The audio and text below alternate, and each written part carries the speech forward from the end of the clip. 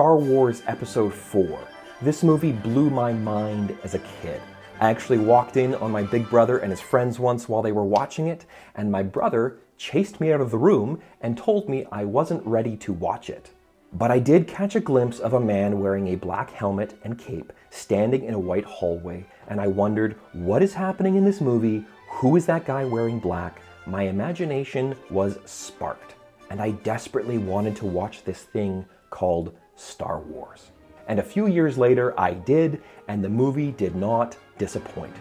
Starring Mark Hamill, Harrison Ford, Carrie Fisher, and a list of other great actors, written and directed by George Lucas, with an epic musical score by John Williams, this film was an absolute rush of excitement along with a heavy dose of philosophy and inspiration. It's a film about a farm boy from a quiet planet who becomes the hero of the galaxy, befriending a princess, a smuggler, and a wise man along the way. And that man dressed in black? His name was Darth Vader, and he is one of the greatest movie villains of all time.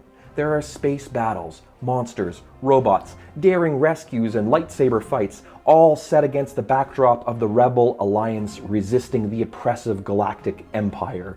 This movie packs a punch. One of my favorite scenes is the Death Star trench run, where Luke Skywalker needs to fly his X-Wing spaceship down a narrow channel in order to shoot a torpedo into a small hole and destroy the enemy's space station.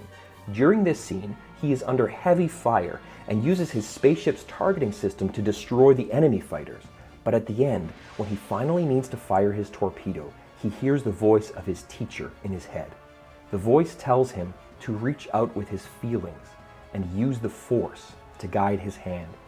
Luke puts away his targeting system and reaches out with his feelings, and his torpedo flies true and destroys the space station. And that's what I love most about this movie. It's a sci-fi adventure, it's a space epic, it's a story about a farm boy becoming hero of the galaxy. But at its heart, this movie tells us that we can't always rely on technology. That in the end, we need to trust our instincts and our intuition.